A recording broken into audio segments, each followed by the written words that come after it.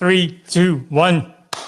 Ladies and gentlemen, we're back with more PodFest Asia Virtual Summit. And of course, Sharon Taylor is someone that my good friend, Bryan Barletta, is looking forward to tune into this particular program because her favorite friend and colleague, Sharon, is on the program. How are you today?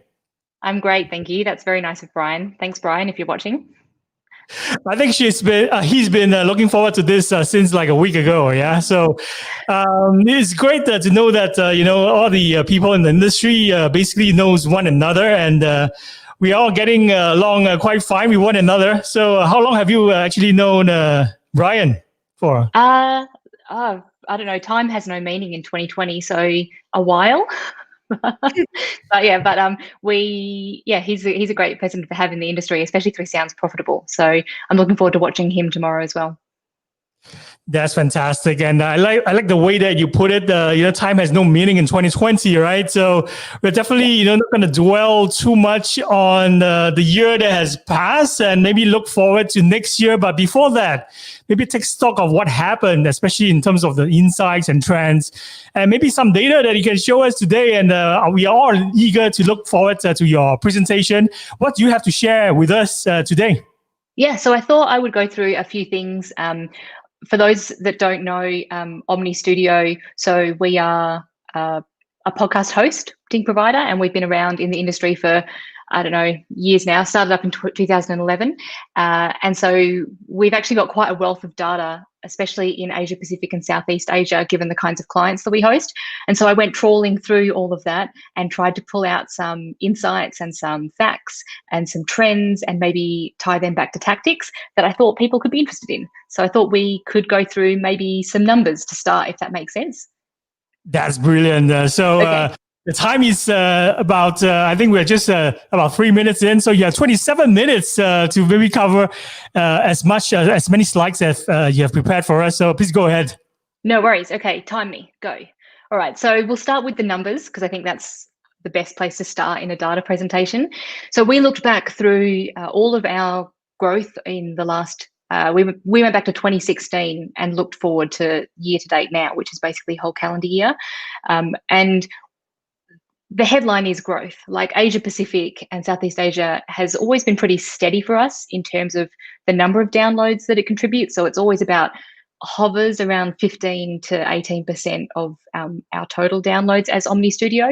But in the last few years, we've seen pretty consistent growth. That 97% figure is the average of the last 3 years. And so what we're seeing is a greater appetite for more podcasting content down here, and a lot more publishers are getting into the space as well, which has been really, really good. So I thought I'd dig into a few standouts because that's always of interest. And so right here, what you're seeing is a few markets that I've picked out through Asia Pacific, where we include some more emerging and mature markets like India and Israel too. This percentage that you see up there is the 3-year total growth percentage. So in the last 3 years, Japan has just grown by leaps and bounds in terms of the amount of downloads that we're seeing. And that's driven by a few things. Largely in Japan, there's a sales house called Atonal that we work with. And they are doing an amazing job of getting new publishers into the space. And I think it goes quite a good way to show that when you do have emerging markets, you either need to have a really, really popular podcast that just grows by word of mouth, or you need some sort of business kind of behind the scenes, I suppose, to drive that. And so that's really what has been happening in Japan. You see Singapore is still growing, in triple-digit figures. India, Israel, driven in different ways by different people there. Like, in Israel, we've got lots of the national broadcaster that does work. Singapore has really been commercial broadcast focused, getting into podcasting, but now we're starting to see some more podcast specific creation agencies. There's one there called Splice Studios that's starting to do some cool stuff. And so each of the regions are accelerating in their downloads and their listening habits, and it's being fueled by a few different reasons, if that makes sense. And then I thought it would be good to pin it back to Australia. So in Asia Pacific, Australia is obviously the most mature of the markets. Like, it's been around for the longest time. Commercial radio here has done a huge job of bringing all the podcasters, I guess, or tying them up in Australia. So every commercial radio outfit here has some sort of podcast offering, whether that's like Podcast One coming out of Southern Cross.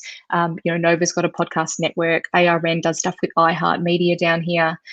But even then, in the last 12 months, we have seen astronomical growth. So that's like the difference in bars as Australia kind of tunes into this podcasting phenomenon, and as more, I guess, overseas content is being consumed here as well, the downloads are just kind of going through the roof. Australia is a more mature market. Like, you've got people here doing, like podcast upfronts. So podcast networks that talk about how many new shows they're launching and what those shows are going to be. Whereas, I think, as you would know, Wayne, in, other countries in Asia Pacific, that's not really something that is kind of swept up yet. But I think it's coming. Like, I think Australia as the canary in the coal mine, as what a mature market looks like and how they got there, has some really interesting lessons for the other countries in the region. We looked at how they're listening, so on what devices. Again, this is data going back. This is just 2020 data. So all of our year-to-date data of all the downloads that we're serving down here. Obviously, mobile is the standout. So that's always going to be the case. But interesting to see desktop becoming a larger listening endpoint. I think Japan is our, like, taking Australia out of everything, because they're always going to lead in all of these numbers. Japan is leading for us in terms of TV, same with tablets. Smart speakers, taking Australia out of it. Singapore is really ahead there. So we see a lot of usage of smart speakers for podcasting in Singapore. And then, the desktop side of things is more in regions where publishers are driving it because of their news content. So people are used to going to online news sites, and publishers are adding podcast content into it as well. So it's interesting to kind of see, I thought drilling into smart speakers would be interesting for some people to take a look at. So in Australia, in Asia Pacific, for the last 12 months, Google really owns all of this entire region. So they account for like 81% of our smart speaker downloads. Alexa is 17%, and then the rest is kind of like Sonos and a couple of other like smaller speakers. But what's interesting to see is that Alexa has jumped pretty strongly in the last 12 months for us. So it jumped up about just under 500% for 2020, whereas Google maybe got to 150% like increase year on year. So it's interesting to watch what's happening with smart speakers. All up, we saw about 170% increase in smart speaker usage for podcasts of this year. The biggest increase is coming from Australia, obviously, and then Japan and the Philippines, which I thought was really interesting. A lot of people, I think, are really quick to say that podcasting doesn't lend itself to smart speakers because it's such an intimate medium, and it's more about radio in the house. But what we're seeing in this region especially is that producers that have news briefings or short, kind of timely, localized content, they're really winning the smart speaker war down here. I think it'll be interesting to see what happens in places like Thailand. So like there was some research that got put out recently that said almost 50% of people in Thailand said they've used like some sort of voice assistant on their smartphone or given like voice commands to a smart speaker. And so what happens with that kind of region or a country where a smart speaker usage is increasing, and then you've got kind of podcast awareness increasing at the same time? Like, could there be an opportunity for someone to come out and build some sort of content specifically for the smart speaker and try and own that kind of Alexa skill or Google Home kind of skill in that market? So one to watch. Not a huge amount of listening in the region, unfortunately, on smart speaker, but definitely something that we keep our eye on. And then the question that I always get asked is, are they listening on iOS or Android? iOS still wins for us. This is our 2020 year-to-date figures. So Android tops a couple of countries, but for the most part, iOS is still going very, very strongly. The next thing I thought would be interesting to talk about is how people are maybe monetizing or measuring content in Asia Pacific and Southeast Asia. The first thing that we went and looked at is we looked at our programmatic marketplace. So our parent company, Triton Digital, operates probably the largest programmatic marketplace of audio in the region. And we looked at who is buying ads, like who are the brands that are actually putting money into podcasts right now. As you can see, really quite Western brands. Like this is obviously the largest amount of trafficking is happening in Australia.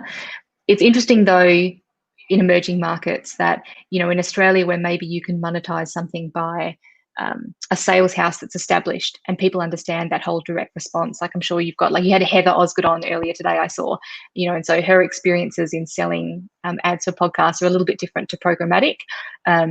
But I think for emerging markets throughout Asia, programmatic is a good doorway into getting them some money kind of flowing, regardless of download level.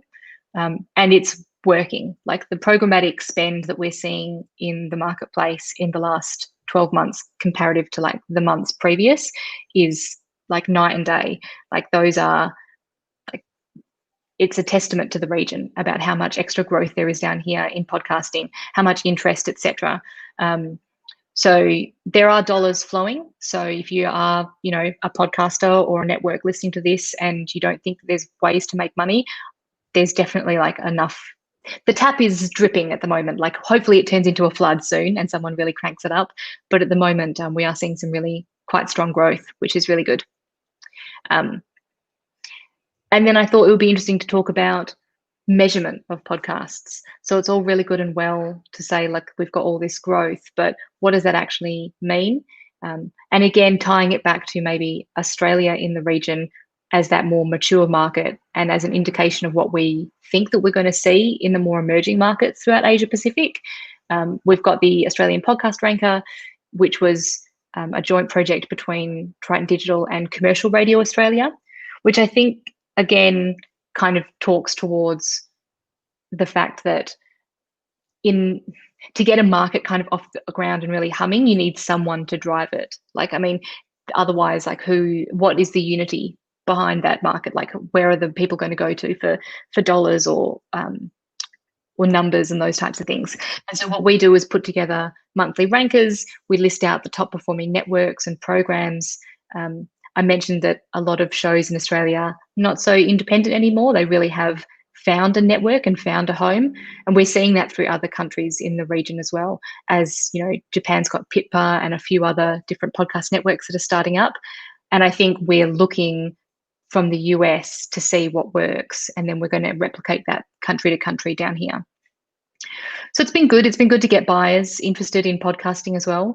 I often say, if you build a podcast, like who will come in terms of advertisers or listeners, but it's been really good for awareness, been really, really helpful for shows to get listed on there and then I guess have something that they can point to that goes, look how many downloads I get, so hopefully we see more and more of that throughout the different regions of the world, because I think it would be interesting, especially in tight-knit but closely populated countries, all through Asia. I could see this being really, really interesting as they get bigger and bigger. And it has worked. So this is a slide that I've pulled from the Infinite Dial in Australia that's done through Edison Research and a few of their partners. And if you look at the awareness of podcasting as a term in Australia, which is, gone past the US's awareness as a percentage of population, there is something to be said for if you can have a megaphone and if you can use those networks or whatever you can to, I guess, promote the message or the shows that you're getting, then I think it's kind of going hand in hand with the growth that we're seeing, if that makes sense. So it's been really, really useful, I think, in Australia. The other things that have been working in regions of the world down here that we see in terms of market tactics has been consolidation. So podcast apps, so localized app distributors, JioSaavn in Ghana, for instance, or Himalaya in China. In Australia, most of the large producers of podcasters have some sort of dedicated app offering. So whether that's Podcast One, whether that's Mamma Mia, whether it's the iHeart app. And so it has been really useful to, I suppose, aggregate a lot of shows as opposed to you being like one voice that is screaming out into a void, go find my show. It's been really helpful for shows to band together and have that kind of network effect, which I think we'll see through other regions as well. And we are seeing, like, as more and more publishers and networks get off the ground in other regions down here, other countries down here, you can see that people are thinking about building out their own app, or, you know, even as much as Spotify making different offerings in their app than maybe you see in like Latin America or something like that. So it's been really, really useful. We're not seeing a lot of independence yet in our data in Southeast Asia, like not a lot of like dedicated listening apps in the market, as opposed to what you see through like India or Australia. But I'm hoping that with more networks launching and like lots more sales houses launching, that we start seeing something like that, which would be really interesting to me. What is working, and where we do see people kind of like go through the roof in terms of localized podcast downloads, are publishers that do local exports, so localized versions. So these are two of our clients that build a localized version of Business Wars, which is a really popular Wondery podcast in the US, and they, you know, make their own versions of those, you know, language, etc., all the stories.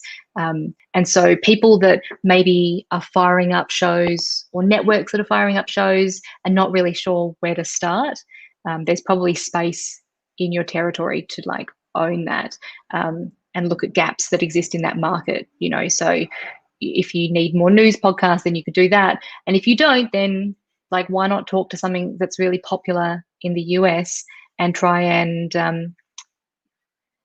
see if you can localize that for them, like Business Wars has done with Wondery. And then I don't think it would be a podcasting presentation if I didn't talk about true crime. So I thought I would just throw this in because it's proof that true crime works no matter what region and what language you're doing it in. So this is it's kind of a weird show. It's like a mix of true crime and fiction that's done out of a new network that's launched in Japan called Pitpa. And it just shows that, like, you could look at the category charts in any area of the world and pretty good to guess that if something's working, you know, somewhere, it's going to work in your region as well as it gets, you know, into emerging. And then I just kind of wanted to end on some kind of buoyant call to action kind of numbers. So this is data from eMarketer, you know, which is showing, I think, to me, that opportunity in emerging markets. So they looked at respondents in June. This is a Thailand specific data of people that had downloaded new apps through coronavirus. And I've highlighted the podcast there, like music and audio. So many people, when their habits change, are getting into the podcasting space. And I just wonder if there is enough content in that market to serve that interest at the moment. And if they're not going to listen to local content, then they're going to listen to something else. And so why wouldn't you want to create something that, you know, speaks to that, you know, engaged audience that's coming down the pipe, you know? And then at an even larger level, this is another eMarketer slide, but basically it shows the change in consumer demand across everything at the moment. But you can see like news podcasts, chat interview podcasts, serialized podcasts. Like, Wayne, if you look at these numbers, you should say that you're going to get 72% more listeners, because 72% of people are like more interested in podcasting content right now. This is worldwide, but I just do think that it speaks to the fact that even you would say that the increase in data that we're seeing at Omni Studio is probably going to continue year on year, but I would expect it to kind of hockey stick. Like, I would assume that because people are getting more involved in podcasts, that it's not going to mean more organic audience, but I think it's actually going to mean quite what's the word I'm looking for? Not extrapolated, but like a huge boost of growth that's probably above and beyond what you would think would normally happen year on year. But interestingly, and I guess to end on, when we looked at all of the data in Omni Studio, like of all of those publishers in the region, of all of those podcast networks, individual podcasters, whether they're commercial broadcasters, whether they're sales houses creating content, of all of those that we looked at, of the top 20, only 5 that like top their market are local. So that means that, you know, maybe someone in a country down here is listening to more US content than localized content at the moment.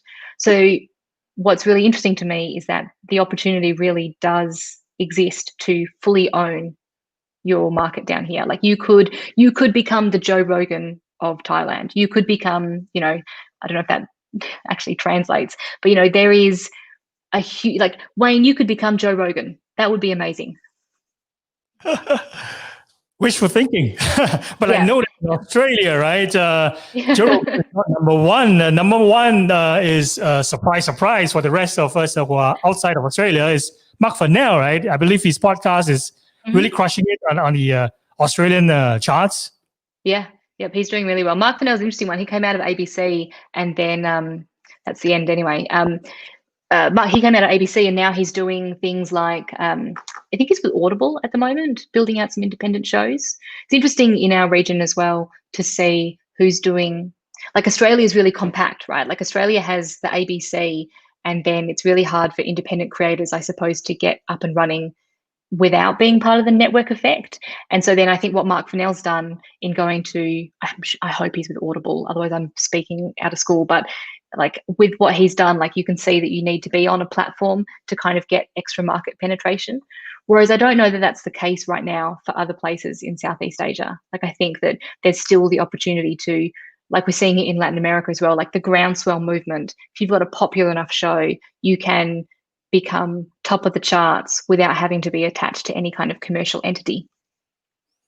So many great takeaways from your presentation. And I think, I'll definitely not be able to be Joe Rogan in Singapore, but, people like Mark Fennell in Australia has proven that, you can be the local star in your own region, right? And I've heard actually from a few friends that Mark Fennell is actually half Singaporean. So he's actually doing a great job.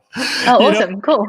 In that sense and totally crushing it in the Australian, podcast charts. So there are a few things that, that really caught my eye as well. True crimes is a genre that has always been popular, right? So even if I switch my content pillar, from focusing on a marketing theme podcast and then switches to true crime, I don't think I can still beat Joe Rogan, but I think that for those who are like beginners, right, if they are wondering which genre they should go to, obviously number one choice should always be something they're passionate about and be always, adopting a strategy of niching it down, right? So that you can talk directly to your targeted audience and they'll be interested from your first episode. And some of the comments actually were coming in, when you were presenting your slides. I think I will just run through some of them. Muhammad Hakim, he's tuning in. Thank you so much for tuning in on LinkedIn. He says, thanks, Sharon. This is quite an informative presentation. Was wondering if the slides could be shared.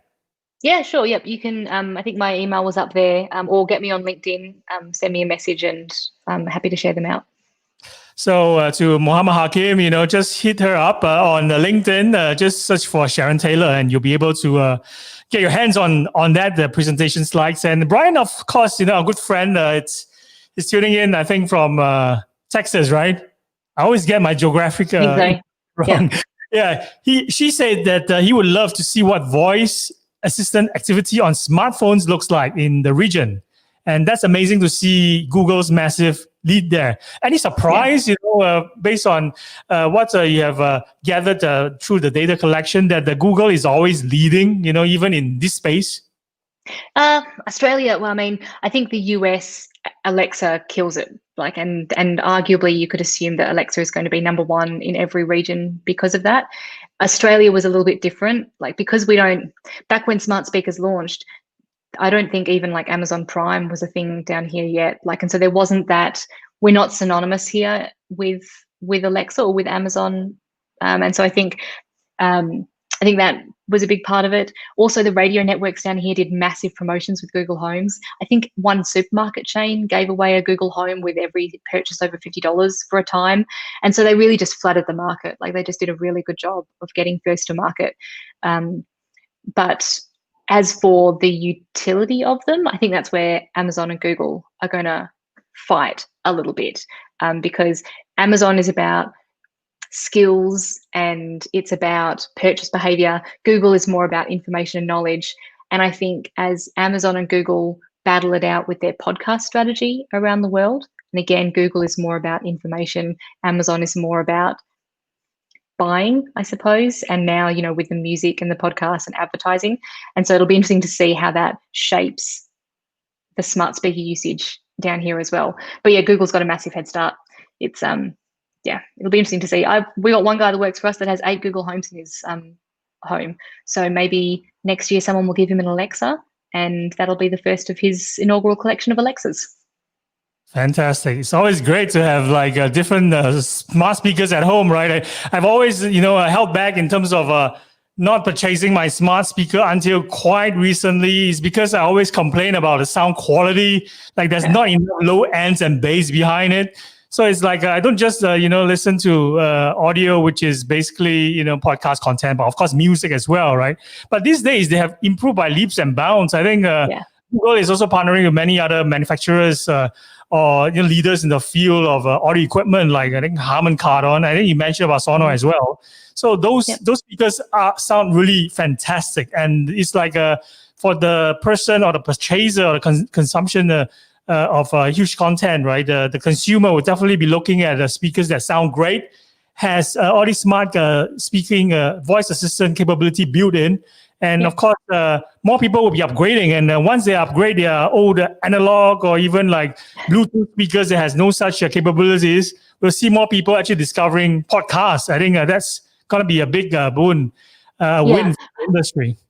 I think so. But I mean, the usage of podcasts right now on smart speakers is so low. And I think the people that are doing the best job of winning in downloads are the ones that have got other media that they can use as like a megaphone. So whether that's radio or whether that's TV, and what is the utility that the smart speaker is going to bring them that they can market. So it's more news briefings and those types of things. It's really hard for, would you want to move your audience of this show away from where they listen to say, now you can also get me on a smart speaker?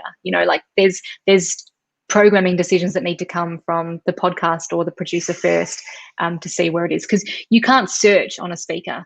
You can't just stumble across your show on a speaker. You have to be really specific in what you're asking for, which means you have to tell someone specifically what they should ask for, which means they're already listening to you somewhere anyway. And then what do you do with that? And of course, there are so many other improvements that they can still make to make the at-home audio listening experience even more elevated and more fantastic for the consumer, right? So what do you actually look out for in terms of the improvements that we're talking about? Are you looking for more correct or more accurate podcast shows and episodes that are being pushed to you? I mean, discovery is hard. If you're talking about just a smart speaker in general, I don't know that we're ever going to have a voice or a conversational design, which is, hey, did you enjoy listening to that? You might also enjoy listening to this thing over here. At the moment, they really are kind of start, stop. And so, which I think is why people have built apps, like Mamma Mia in Australia built an actual app so that when you're in a voice app, so when you're in that voice experience, it can guide you to other things. At the moment, we're not seeing that. Down here, we're seeing, hey, I want to play the news and I don't really understand where the news is going to come from, but just tell me. Or transferring from your device onto a smart speaker, which then I guess gets you into the habit of it. So I don't know what I would hope for wider growth in podcasting elsewhere than smart speakers first, I think, because I'd rather build an industry into an ecosystem and on a device that you can do more with. But never say never. Who knows what smart speakers are going to do next year? Be robots in the home and control our lives. And I don't know. For mine listening in the house, I love my robot overlord, and I hope that it never uprises against me. Fantastic. We know that you're right there in Melbourne, Australia, right? Mm-hmm. Yep. How's the COVID situation over there? We're doing well. We're doing okay. We got released from our homes. It's been a long, long year, but now I think we're at 32 days, 0 cases. So it's been good. And you only had to hibernate for 8 months to kind of get over the peak. Only 8 months. I think that's only 8 months. Only 8 months. So it's an introvert's dream. Quite similar here in Singapore as well. So it's great to see 0 cases for weeks already, and long may it continue. And I hope that the next time when we do an event for the PodFest Asia community. It'll be in-person event, and we can invite you here in Singapore to speak at an in-person event and finally meet face-to-face rather than virtually, right? We're all like having Zoom fatigue right now. I'm so sick of doing so much virtual, but I can't really complain, right? The technology are there, for us to basically, it's a very good solution to still get connected and to still, hear your insights. And I think today you have shared such a great overview of podcasting, regional growth, data around platforms, devices, so on and so forth, and even examples of tactics that we see working in the region and opportunities for growth. So I have to thank you again, for agreeing to come on to this program on PodFest Asia. So any last words or message for our audiences who are tuning in or replaying this on their smart speakers later on? Yeah, well, look, thanks so much for having me. I hope that the information was interesting and of use. If anyone's got questions, hit me up. Coronavirus has definitely been quite good for audio in general. And so I think now, if I can give one message to take into 2021 is don't let that pass us by. The usage is up. Let's make sure that we build on that next year so that people keep listening as much as they have been through the last few months. 100%. Thank you so much, Sharon. You have a nice day and keep yourself safe and take care of each other. Yes, you too. Thanks, Wayne. See you. Bye. Bye. See ya. So who do we have here? It's James.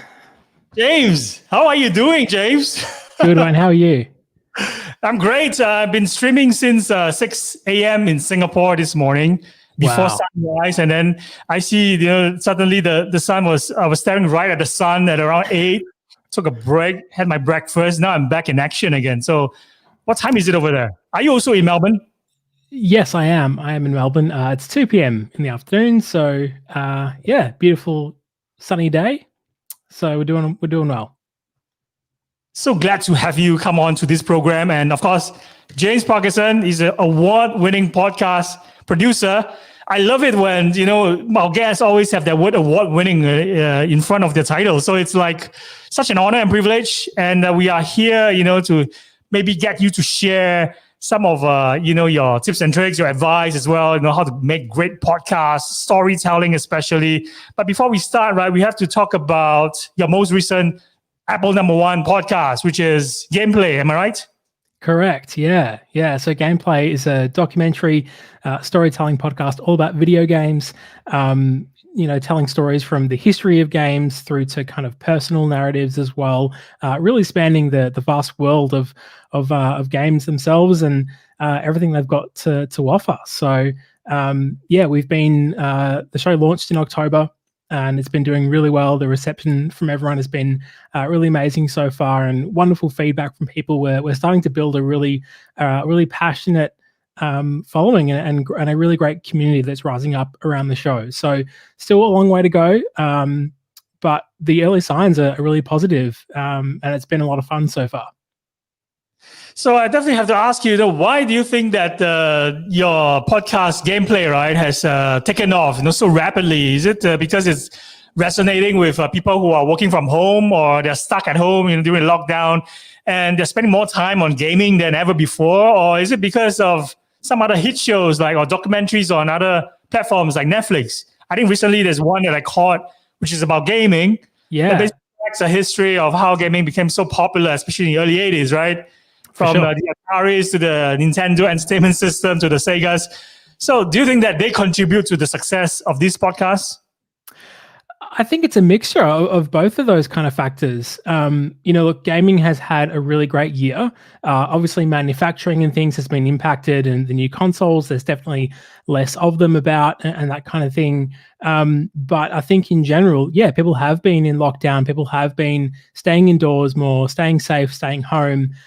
So that has really meant that people have retreated to their virtual worlds and their favorite games to really, get through those periods as a kind of a comfort and something that can help people through those times, but also connecting with people online through games as well. So it's definitely a huge factor, I think. But the other factor, I think, is that there's not a lot out there in terms of storytelling around video games. Yes, there are lots of documentaries, but in terms of the podcast space, there really isn't many kind of dedicated shows that just talk about games in a storytelling medium. So most of the podcasts we see around video games tend to be kind of roundtable discussion or interview type shows, covering the latest news and reviewing games and things, which is great. And there's definitely a place for that. But I think we're offering something different to people. And I think that's really resonating with the audience so far. This is brilliant, and I'll definitely have to check it out. I recently only just bought my Xbox console. Haven't spent a single minute on it yet. So that's probably one of the ways to inspire me to actually pick up my game controller rather than my podcast mic all the time.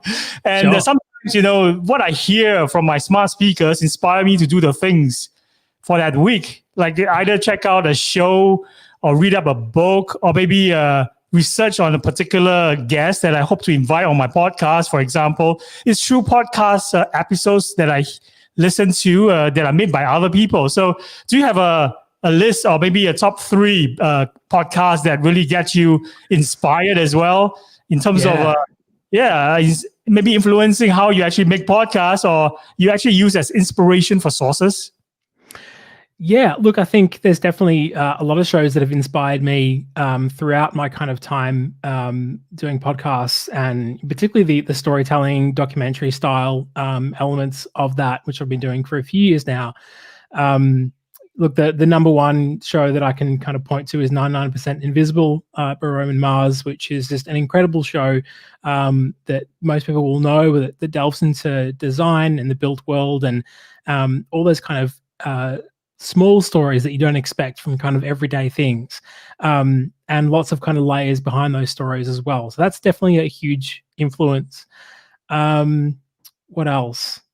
There's so many. Reply All is a big one, obviously looking at internet culture, but they've done some stories kind of in the gaming sphere and the kind of online gaming community and stuff as well. That's definitely a favorite. Complete opposite to what I do with gameplay. But Today Explained from Vox, their daily news show is a influence as well, I think, and it's obviously a very different type of show. But I think just the way they analyze certain issues and give you kind of peel back the layers of kind of what's in the news every day. And I think one thing that we try to do with gameplay is kind of like try and find the smaller stories within the bigger stories, if that makes sense. So, for example, our first episode was about the D-pad on gaming controllers. So it's really, about this kind of one particular button that has been prevalent throughout video game controllers, but it was really focusing on that one element and looking at the history behind it. So in terms of kind of delving into those kind of elements, that's definitely one I can point to as well. But 99PI is definitely a huge influence on kind of just how I try to approach kind of production style. And through all that, it's trying to find your own style and your own voice in that as well. But no doubt there is definitely influences there. I got into doing storytelling and documentary because I was listening to so many amazing shows. And prior to that, I was doing conversation news style podcasts, which was fun, but was very grueling and a lot of kind of turnaround of weekly stuff. So I wanted to do something where I could, have the time to report on a story and go out and do the interviews and meticulously edit and produce it and make it sound amazing. So the documentary style is something that I've, refined over time. And when you start out and you've never done that before, you look to shows that inspire you and the kind of shows that you like the sound of, and you kind of try to emulate that a little bit. And then as you do that more, you find your own style within that. So I hope I'm trying to, I'm getting to that stage now where I'm building out my own kind of style within that. This is fantastic. It's like always create your own category. I think the fact that you got so inspired by some of the podcast shows around the world that inspired you to make that particular episode about the D-pad, right? That's a really niche down target audience that you're targeting. Probably those who are from that generation who wants to go down that nostalgic trip, right? They would absolutely love that particular episode. And maybe, who knows, one day the decision makers from Netflix who also fell in love with that particular controller might want to ask you to do a Netflix documentary film on that show or episode. Sure. If Netflix want to give us some money to do a series, absolutely. I think one of the big things that I try to approach when creating a new show, I'm really passionate about show development, which is, when you create something new, thinking about, how that's going to all come together, what the branding is going to be like, what it's going to look like, what it's going to sound like, the name, the subtitle, the short description for your show, kind of summing that up in kind of 10, 11 words. All those elements are really important in kind of establishing a show and something that can live on its own and be its own thing, but also potential to spin out into other ways. We've got a lot of ambition with gameplay to do more and more things. So we want to do some video content and some written content as well. And so having a strong show name and a strong kind of brand and a style, I think is really a really smart thing to do, in that it can exist in other formats as well. So hey, if Netflix want us to make a series, we're all over it. And they'll know exactly where to hit you up on LinkedIn, yeah? Which is the same way that I found you and invited you to come onto this program. We definitely have to talk more about your other podcast shows. I think you have done some other great shows, which is themed around sports. I think there's one which is about the Australian Open. And another one which really intrigued me is called, I think it's a football, soccer theme podcast. This is called By Association. And tell us more about By Association. Are you still making that podcast? And have you actually done a tribute to Diego Maradona yet? I haven't yet, no. So By Association is very much in similar style to gameplay in that narrative, storytelling format. But looking all at soccer stories, football stories, the beautiful game, the world game, whatever you like to call it. I've been doing that for kind of 4, nearly 5 years now. It's been on break for a little while. I released the last season mid 2018 or 2019. I can't even remember now. Time is a blur. So that show's been on hold for a little while, and I do intend to get back to it. Gameplay's kind of taken over at the moment, and I just have to say that By Association is completely independent. It's not part of Lawson Media, who I work for and which Gameplay is now under.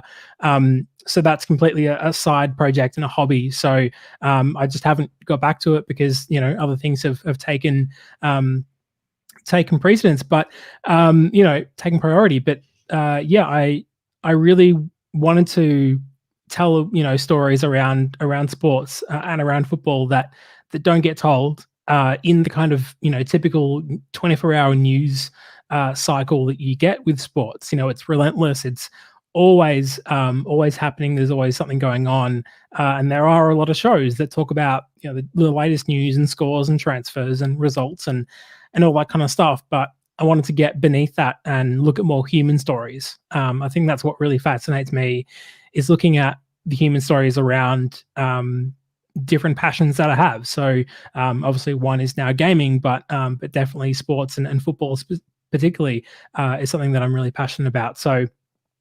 it's been fun doing that show, putting all my own kind of time and money into it. It's a true passion project. But I really hope to get back to it, if not next year, or hopefully next year, sometime soon anyway. I think because your passion for football and soccer, right, is overflowing, right? And sometimes you need an outlet in order to put that passion into something. And your creation, which is By Association, has been so successful. I think it has been nominated for Best Sports Podcast in the Webby Awards. So tell us about that particular nomination, and what about those back-to-back Australian Podcast Awards that you picked up for By Association? Does it inspire you to even make even better and even more human stories evolving around the beautiful game that we all loved around the world? Absolutely. I think, anytime you receive an award for your work, and particularly something you've done as a side project, as a hobby that you've put all your passion and time into, for that to be recognized, just in some way is great. And what it does, it reaffirms that yes, I'm doing something that's good, that's a quality piece of work that resonates with not only my listeners but like judges who are looking at that and analyzing it meticulously. For a judge to listen to that and listen to the production elements and the storytelling elements and actually listen analytically, not just as a listener, and for them to say this is a great show, this deserves a nomination or whatever, that's really meaningful. So yeah, I got a nomination for the Webby Awards in 2018 for best sports podcast. So didn't win. I think I lost to Bill Simmons, who's obviously a massive sports journalist in the US, and but that's fine. But even just to get a nomination, the Webby Awards has thousands of entries in all the different categories every year. It's tremendously competitive. So out of, I think, the 5 shows, I think 4 or 5 shows got nominations, and obviously one of those won. But thousands are submitted. So to be one of 4 or 5 shows in the sports category was really great. And obviously I won 2 Australian podcast awards as well. And that's still a relatively new award system. It's just had its 4th ceremony this past November, but it's gaining a lot of reputation now. The ABC are entering it every year, the Australian Broadcasting Corporation. So there is a lot of attention on that now, and it's starting to really grow and starting to get more prevalence within the podcast industry and the Australian podcast community. So that was really great. I won the first year of the awards for best sports podcast, and the same the following year, so 2017 and 2018. So it's a really great honor to pick up those awards, and again, it just reconfirms that I'm on the right track. I'm doing something that's worthy, and it inspires me to improve even more. And we really have to congratulate you. I think it's really well deserved. We also know that you have developed a 3rd show called the AO Show Australian Open, right? So what is this thing, about podcasters who have like so many different outlets, and they are like switching from tennis to football to even gaming, right? Sure. Even for myself personally, I have 7 podcast shows with different target audience. I have one that is about my bucket list bands, where I get fans to talk about bands they want to see before they or the band themselves kick the bucket. I have another show which is about football as well, but it's about Liverpool Football Club, which is a football team that I really admire and I've been supporting for many years. I have another show called CMO Asia Podcast, which is about marketing theme podcast, right? And CMOs come onto the show, and then 4 other shows about wine, about there's one about gaming as well. But obviously, it's not even 1% as good as yours. The gameplay podcast, which is number 1 on Apple charts. So tell us, why do we need to see so much action? What is it about podcasters having the need to see more action? I don't know. I think we're just a passionate bunch. I will say I'm not connected to the AO show anymore. That was a show that I developed and produced for the Australian Open for Tennis Australia. So that was very much an in-house project where I was brought on as an employee to work on that throughout the Australian Open. So I did that for a year, and I'm not connected to it anymore. But it was a fun one to work on for a major Grand Slam tournament. So that was really cool. But being passionate about sports and being able to bring that in that capacity was really cool. But yeah, I think if you are a podcaster, you are just inherently passionate about something. You've got something burning within you that you need to get out. You want to talk about something, you want to share your passion, with the world, with the community. So I think that's just kind of inherent to the kind of people that want to start shows, particularly people who do shows, just off their own bat. Like they just start one. They're not getting paid for it. It's a hobby. It's a passion. So you have that within you. It's the same as, anyone who has any kind of hobby that wants to take up an instrument and start a band, that kind of thing. It's very much kind of that grassroots element. I know a lot of podcasters do, once they do one show, they want to start another one because they may have several hobbies. So yeah, for sure. That is, that's definitely that's definitely a thing. And that's great. I think if people can use the medium as a great way to share their passion with other people, and if people, respond to that, that's wonderful. And I think, we are, curious people as well. I think if you're listening to a lot of podcasts, you want to learn things, you want to, get another perspective from, someone else's life and that kind of thing. I listen to a lot of documentary shows. I watch, a lot of documentary films and things as well. So I think I'm just a curious kind of person, and I like to learn new things. I like to get other perspectives on the world and look at the world in different ways from different people's lives. So podcasts just lend themselves really well to that. And I started as a listener. I was always kind of passionate about audio and studied audio production. And once I started to listen and thought this is a really cool way for people to just start a show and do something because you're passionate about it. So it was a really natural progression to then start a show myself. So, I've done a few that have, lived and now no longer exist, but I think that's just the nature of being a creator. Fantastic. I think I like that connection to musicians in bands, right? I think that you really nailed it in the head, especially like some of my most admired musicians. They come up with tons of material, right? And probably the ones that they release are those that they are probably most probably satisfied with, and that's probably like sitting in a vault, right? Other unreleased material that never seen the light of the day. But for podcasting, it's different. Whenever you press record, right, or you go live, it's out there, and the audience actually decides whether it's good or it's bad, right? So this, incessant or this continue, need to see action. It's just like what musicians like in bands, there's this band called Faith No More. The frontman, Mike Patton, is a huge, probably most diverse musician I've ever come across. And he has like dozens of bands doing different genres of music. Yeah. So I think it's not very dissimilar to creators or podcasters like yourself. So before we let you go, I'm going to ask you, what are some of the best conversations that you had this year, either on the podcast or offline? Oh, that's an interesting question. Best conversations I've had this year. Yeah. I guess, within the podcast itself, for gameplay in particular, we do kind of long interviews typically, an hour and a half, 2 hours sometimes. And then that's, edited and condensed down into, a documentary piece. But I've had some really wonderful conversations through producing the show. We've talked about some really kind of impactful topics and some really important topics, and people's personal stories that have been really fascinating, and just hearing people's perspectives on their life and where they've come from and all that kind of thing, and their experiences. Our most recent episode, we talked about game addiction, which is a very hot button topic in the gaming space. Games have been under attack for a long time from the media and saying that games are bad and all this kind of stuff.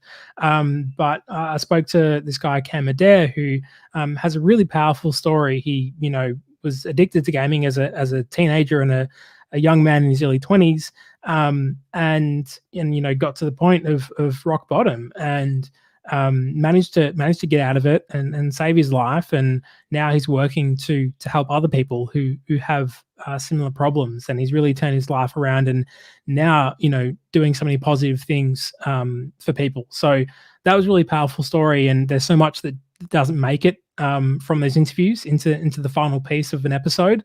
But I really enjoy having personal conversations with people. I like recording interviews in person, and obviously being in COVID at the moment, and that's been really difficult in a pandemic. And even sometimes when you can't even get overseas, like to interview someone. So I find that dynamic of doing online interviews really interesting, because often I just do audio calls. I don't do video calls to save on bandwidth. So it's just kind of this voice coming into my headphones, over the internet, and you're hearing someone talk about, a really personal, deep story, and stuff that's really complicated and really messy about their lives, and they're opening up to you.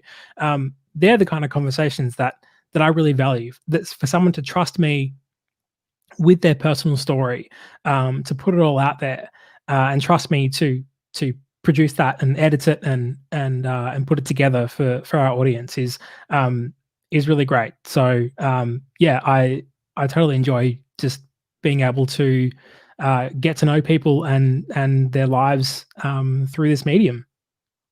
Fantastic. So I'm going to squeeze in just one last question. What's the future of podcasting?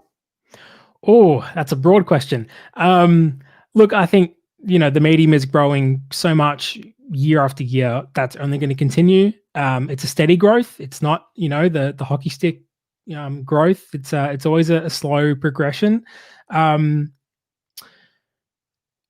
think we're going to see more consolidation in the industry. You're going to see more, smaller production companies being bought by bigger companies. You're going to see more branded shows. You're going to see more companies delving into podcasts. So yeah, you're going to see more of that stuff. You're going to see more adaptions. There'll be more podcasts turning into books and TV shows, and some of that's great. Some of that's kind of not necessary in some cases, but I think you're going to see so much more of that. Podcasts have been a great testing ground for a lot of TV shows and movies and things. Some people can think either way about that in terms of whether it's a good thing or not. I think it's a case-by-case basis. But I think we're just going to see more of that, of mediums merging, but also just more shows, more people getting into podcasts and trying to discover this medium. It's a big thing for us, being in it. We love it, but there's still so many people yet to discover what podcasts are, and what they can get from it, and how they can benefit from listening to amazing stories and learning new things and keeping up with news and all that kind of stuff. So we've come a long way, but there's a long way to go. It's fascinating, to hear different answers and from you as the perspective of a podcast producer. So, but the common theme is all the same. Yeah, the future of podcasting is bullish, and it's definitely very exciting and really promising. So, I'm gonna thank you, for coming to this program and basically saying yes. Even though we have never met before, and I really appreciate you, and I hope that you continue to make more exciting and interesting podcasts for consumers like me, so that we can all listen to it on our AirPods or our smart speakers, and basically have your voice sometimes narrating those stories, coming into our bedrooms and our apartments, filling all the spaces in our apartments, right? I think that's really important. So keep on doing the great job, and keep on winning more awards. Thank you. I'll try. Thanks for having me. It's been great. Always happy to talk about this medium that I love. So thanks for having me. Thank you so much, James. I'll see you very soon. Keep yourself safe over there. Bye-bye. You too. Bye. And that's James Parkinson from Melbourne, Australia. So from Australia, we're going to travel all the way to America. I think in LA, we have Marina V standing by. She's a incredible singer, composer, music performer, even Twitch streamer. So I think there's a lot that we can learn from talking to her. Let's welcome Marina V on the program. How are you? Hey, I am great. Thank you so much. Can you hear me? I hope my mic is working. Loud and clear. I think your husband, Mr. Baker, right, is doing a great job with your sound engineering and production skills. Thank you. We do it together. Right now, I did all myself. My first time using StreamYard. First time. Wow. There's always a first. I don't know how that happened. Usually it's Zoom. Yeah. And I think you're crushing it on Zoom, on the Twitch, using different platforms. But what I love about your shows, they sound incredible. And of course, your voice is pretty unique to me. It reminds me of Tori Amos, probably meeting Tchaikovsky, and it's a blend of other artists and influencers, right? Tell us, how did you get started into music making and performing in the first place? First of all, thank you again for having me here for PodFest Asia. That's so exciting. So I grew up in Moscow, Russia, and I was singing and writing songs since I was a little tiny baby. And I always seriously, like since I was very, very small, I always wrote songs in my head. And when I came to America, I was 15 years old, and I saw that people can make their careers even if they have no connections in the industry, even if they have no money. A lot of American artists were very poor and had no connections when they started. And that really inspired me, because in Russia, you have to have connections most of the time. Anyway, so, and I, for last many, many years, I have toured all around the world. I have released 12 albums, and I have written songs for TV shows and even some ads. And that's my passion. That's what I've done. But within the last year and a half, I started streaming on Twitch. So a year before the pandemic, before people heard of Twitch, I started streaming. My good friend Karen Allen, who was on your show a while back, who wrote the book and tutorial Twitch for Musicians, which is brilliant, by the way, if you're a musician and watching, and or just if you want to join, start streaming on Twitch, I highly recommend that book. It's brilliant. Called Twitch for Musicians by Karen Allen. Anyway, so she helped me get started on Twitch, and because I had a baby a year and a half ago, and I knew I would have to stop touring. So Twitch has become my window into the world, and it's been incredible. I love Twitch as a platform, and it's been just absolutely amazing. And I think our PodFest Asia community agrees, because an artist that our community admire from afar. Yeah, ever since Twitch for Musicians author Karen Allen came on the CMO Asia podcast and told me about these amazing Twitch streams that she's producing for you and your incredible daily, live stream performances. I've actually checked in on your Twitch streams on more than a dozen times, and every time I'm just simply impressed, and thank you. How you engage and interact with fans from all over the world, and your fans are really scattered across the world. Yeah, and I had a conversation recently with my former bandmates. I used to play in a band that was during my teenage days, I think 20 years ago. So we all agreed that if Kurt Cobain, right, the Nirvana singer, before he made it big, with Bleach or Nevermind, if he's still active during this era, he'll probably be live streaming like during breakfast, lunch, tea, dinner, supper time to see more action. So do you agree with that?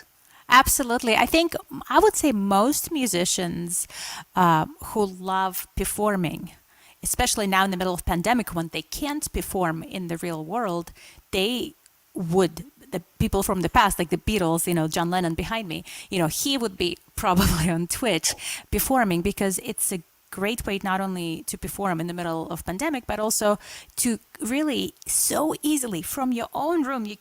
I can be wearing no pants. You don't know that, but I'm wearing pants. But I'm saying it's very easy from your own room, from your own house, easy to set up, and there you are with the audience from anywhere in the world. And what I like about Twitch specifically is that the artist discovery method is wonderful. There are people just randomly finding you, and also when one artist ends their stream, they send their audience to another artist's stream, which I think is the coolest thing. So those artists hey, I'm done. I streamed for 3 hours. I'm exhausted. So why don't you guys hang out and check out the next artist? Maybe you will fall in love with that artist. And a lot of people do. And it's wonderful. And that's the only platform that I know of that does such things, that makes a huge difference.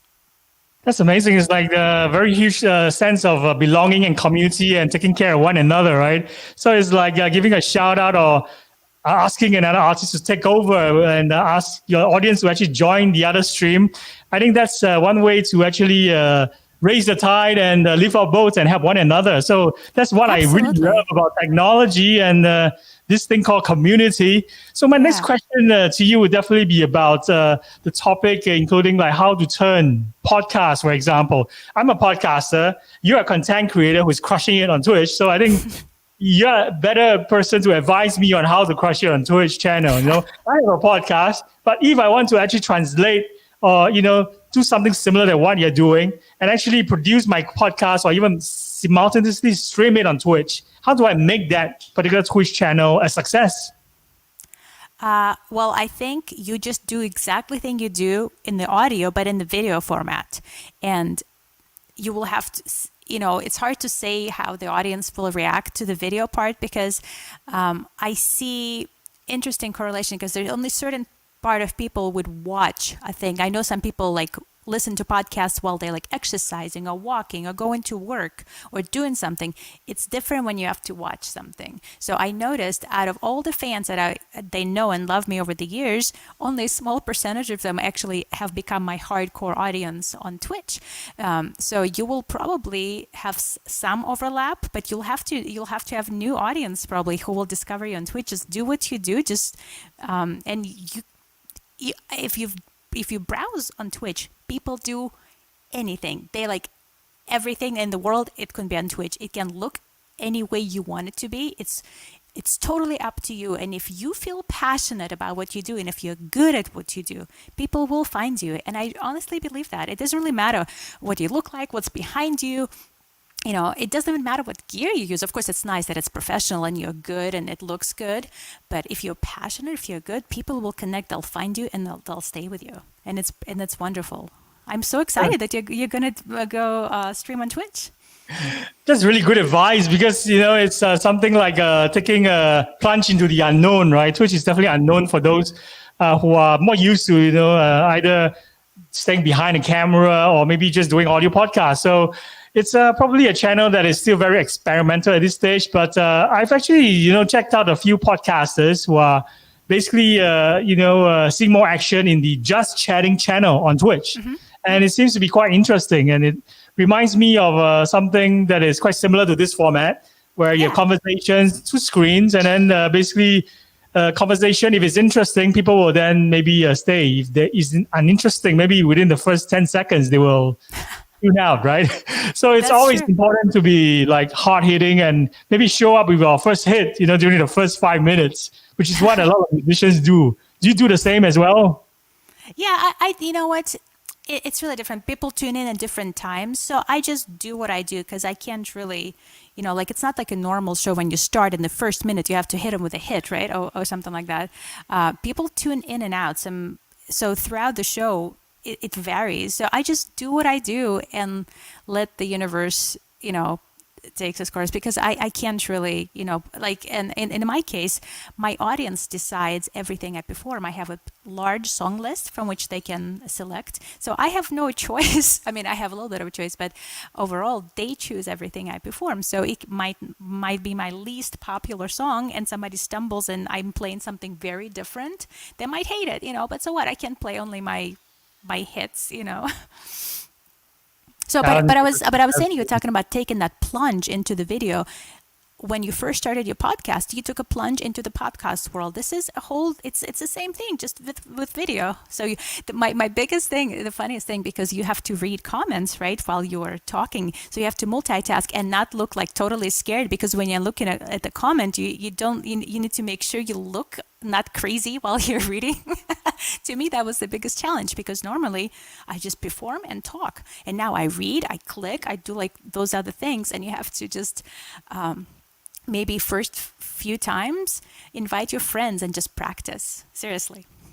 And it's good, to have multitasking skills at your level, because I think musicians all have very good coordination skills, right? Like I'm a drummer, so I can basically all my 4 limbs are actually in action all the time. Like for this particular live stream as well, I'm controlling everything as well. So it's always very curious for me to find out how other creators actually crush it in the game. And I think you're one of the most successful Twitch streamers I've seen. Probably the only one who triumphs, who's maybe on top right now, is Matt Heafy from Trivium. He's always popping up on my phones as well, because whenever he streams live, right, his notification will go off, right? So I think you are probably the second most successful Twitch streamer that I come across. And in fact, I'm gonna, maybe change the topic a little bit maybe thank you once again, by the way. Thank you. Yeah, for coming, for being down with our mission and come to talk to us at PodFest Asia.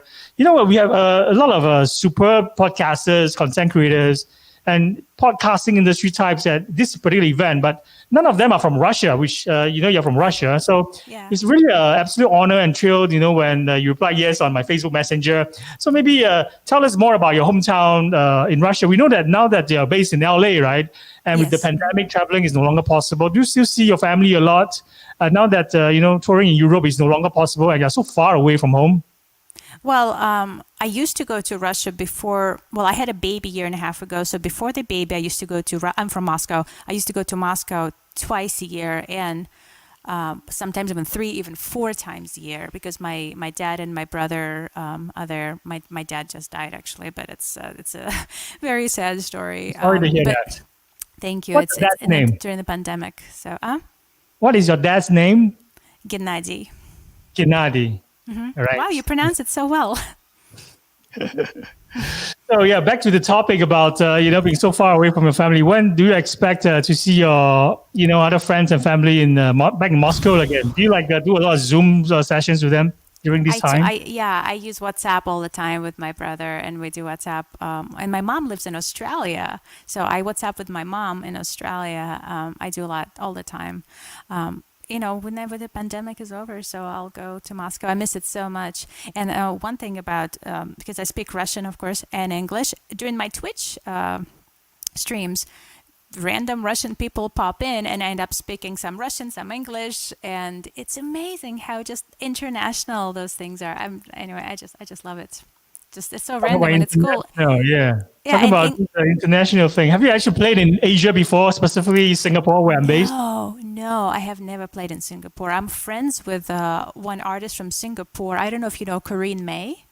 Yeah, Corinne May, yes. Yeah, I'm friends with Corinne, but she's the only friend I know. Now you're my second friend from Singapore, but I have never played in Asia, so I would love to. After we wrap up this particular PodFest Asia event, right, I'm going to have maybe organize what do you call that, a Friday, maybe a drinking party or maybe a happy hour with everybody, from around the world who's involved in this particular PodFest Asia. There's a third Singapore friend that I think you'll be able to meet because she's coming on to the festival tomorrow. Her name is Lauretta Alabons. Shout out to Lauretta because she's a concert promoter. Basically, she brought in many huge bands and artists all over the world to perform in Singapore. And quite recently, bands like Metallica, Slipknot, Nine Inch Nails, Alice in Chains. I think she even brought in comedians like Trevor Noah and Bill Burr to this part of the world. I love both of them.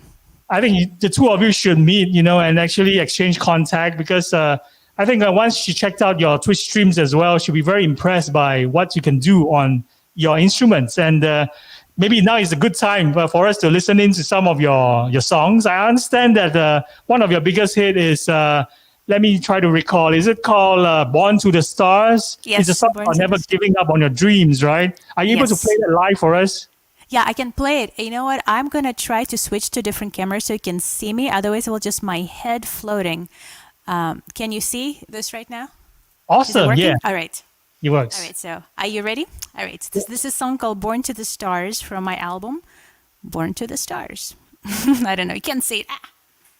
Awesome, yeah. All right, here we go.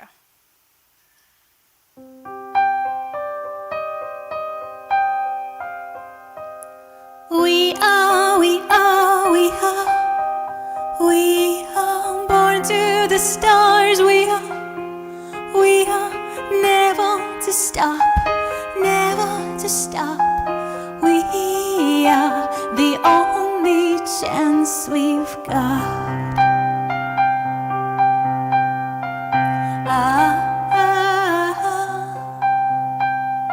Whatever happened to the dreams that we once knew?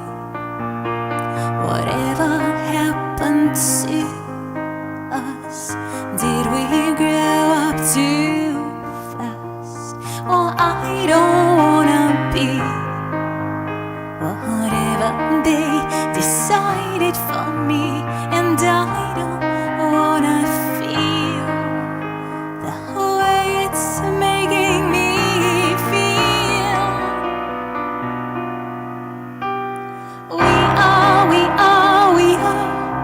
We are born to the stars. We are never to stop, never to stop, even when it scares us. We are given a chance. We are never to stop. We are the only chance we've got.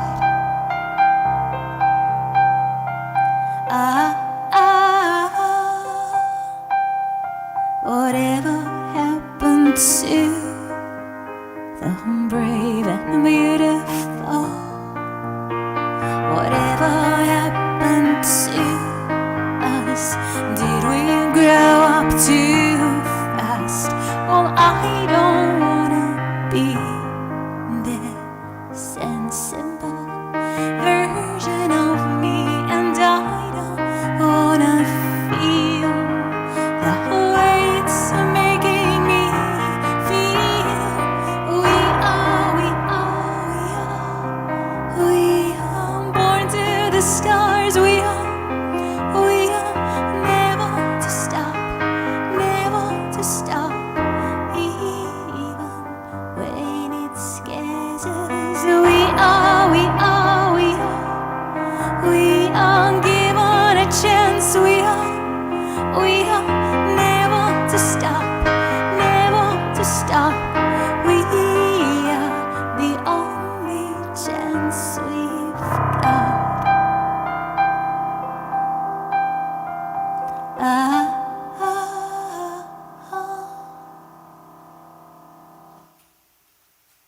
Wow.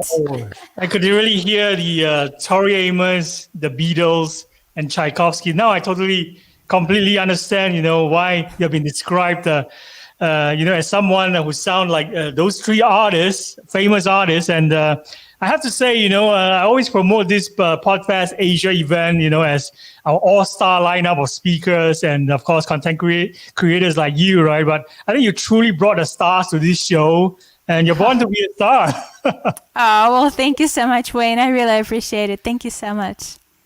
So we only have like 13 more minutes with you before we let you go. I definitely have to ask you more, about music, of course. The topic of music is always interesting, I think, to both of us. Like, that song that you just played for us, how did that song come about? What were you actually in your thoughts when you were writing a song like that? Well, this particular song, Born to the Stars, this was about... The thing is, in music business is very difficult. It's very It's very cruel and often very, very competitive. That's one of the reasons I love Twitch, because it's very community oriented instead of competition against each other. And sometimes you just feel like, oh my God, can I keep doing? Can I pursue my dream and not give up? And I had one of those dark days when I was feeling kind of low, and then I'd like, no, I can't give up. I can't stop. I love doing what I do. I just can't. No matter all the obstacles, I have to keep doing, because this is my passion. And I keep trying to remember my successes, not my failures, which there are plenty for everybody. Anyway, so that's what Born to the Stars. Now you can see it in this camera, Born to the Stars. That's my album. Back when my hair was really red. It's a fantastic cover, by the way. And I think you nailed it in the head about obstacles, right? For many, especially content creators, when other people might see obstacles, but they see opportunities. So I think you're one of those that really inspire. And the reason, why I invited you to come on to this PodFest Asia is because I think you're a very inspirational figure.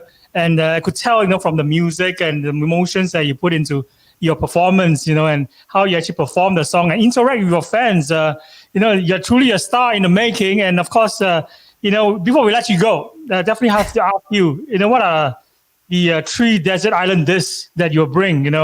If you one day, you can only bring away 3 albums with you, what would be the 3 albums? I know you said you were going to ask me that, and I can't answer this question because I'm a huge Beatles fan. I would take my Beatles songs, and there's not one album that I love more. I've always been a song person, not album person. I love my songs, and my favorite song in the world, if I could take just one song, that would be Imagine. That's the image behind me, and there's a reason it hangs behind me. Is it a cop-out answer? I'm a very greedy person. I'm actually, looking at the clock. We still have like 10 minutes. Are you able to play your own rendition of Imagine by John Lennon? Yes, absolutely. Let me just look up the lyrics, make sure I do not mess them up, because it's such a beautiful song. I cannot if I mess up the lyric, I will never forgive myself. So here they are. Here are my lyrics. All right. You're And amazing. You can just do this off the cuff, and you can actually perform for us right now. Please go ahead. And a It's all quick yours. question: could you hear my piano very clearly? Was the mix good in the previous song? The mix was impressive, so it's Okay. like professional studio quality. Well, it should be just, but I'm saying, like, I've never used StreamYard, so I was really hoping that it all works. So let's do this. So this is Imagine by incredible John Lennon. Take it away.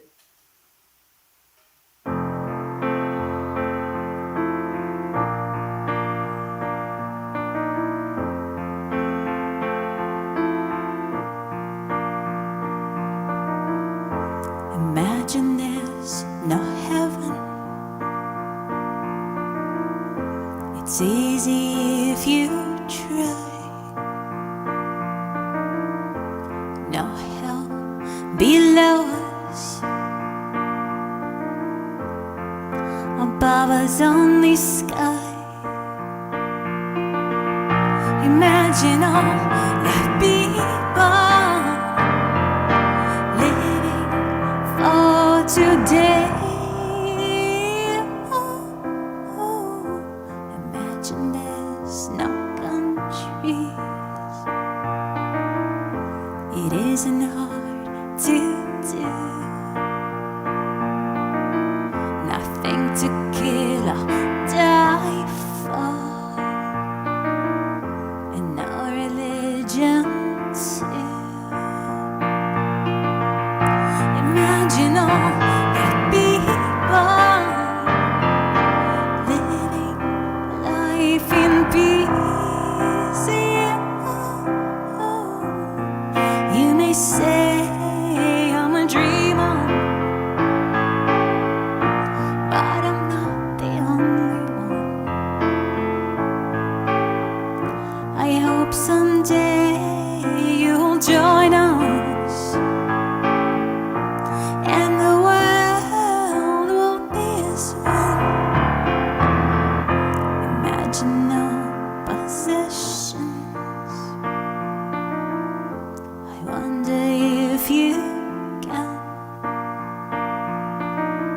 No need for greed or hunger, or brotherhood of man. Imagine all the people sharing all the world. You may say I'm a dreamer, but I'm not the only one. I hope someday you'll join us, and the world will be as one. It's simply brilliant, and I think if you are performing in a stadium right now, 50,000 fans will all be like standing, feeling emotional. And I really love your rendition. It's totally different. There's a bit of Tchaikovsky, there's a bit of Tori Amos, of course, and your Beatles influence is all over your music. So I absolutely love your music. And Thank you so on that much. note, right? Yeah, we have to, reluctantly let you go, but not before asking you this question.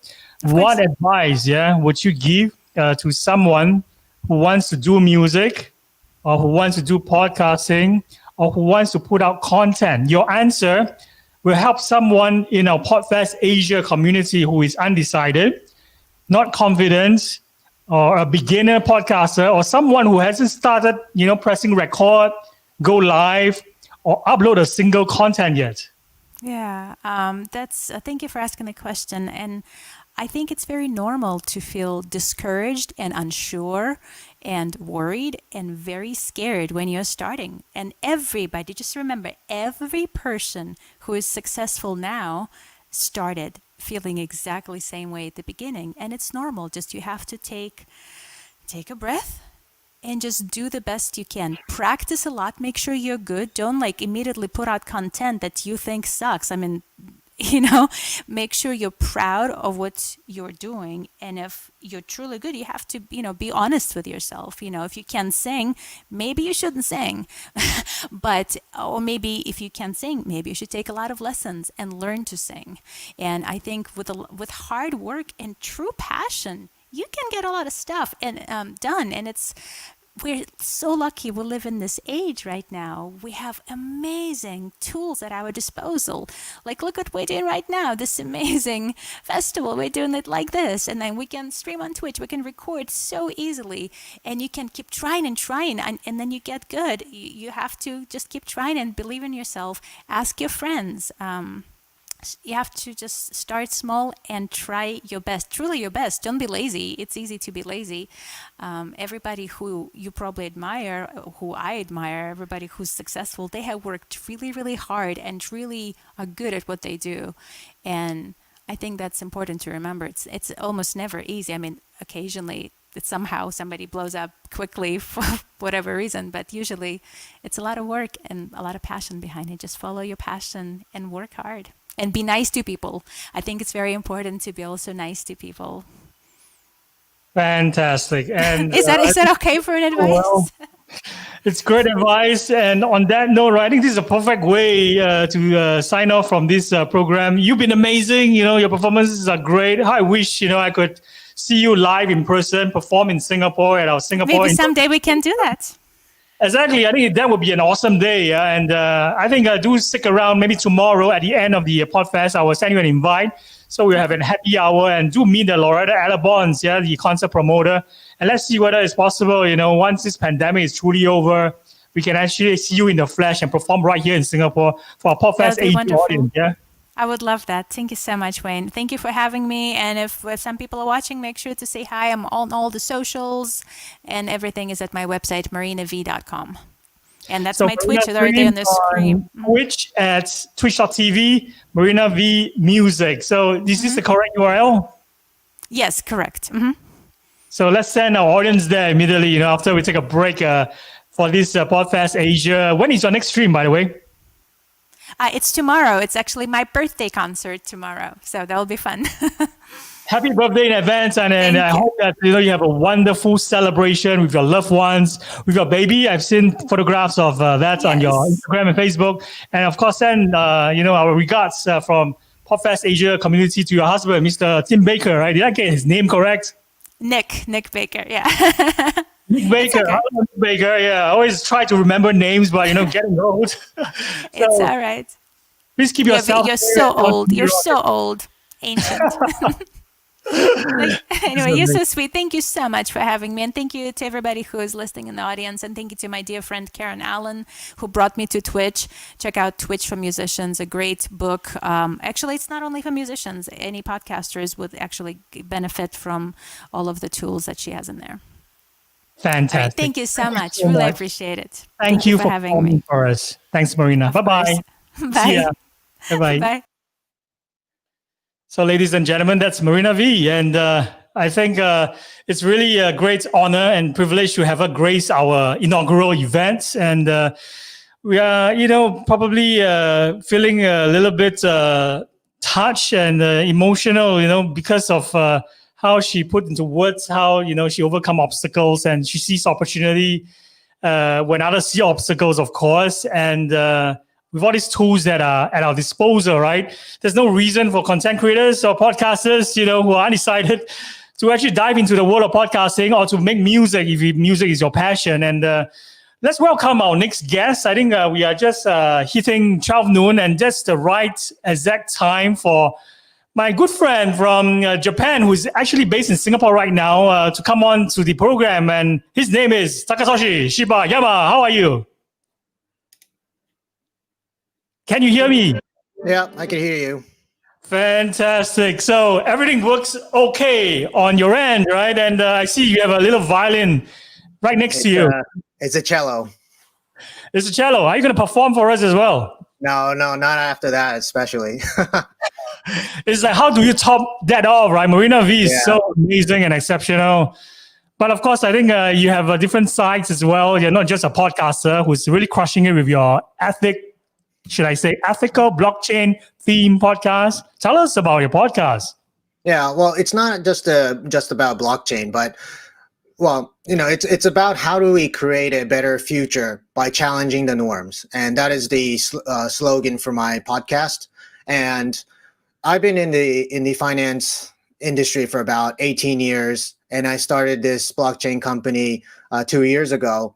And throughout my finance days, I was really immersed in finance, and I really wanted to find like something that really grasped me, like something that I can find a mission in.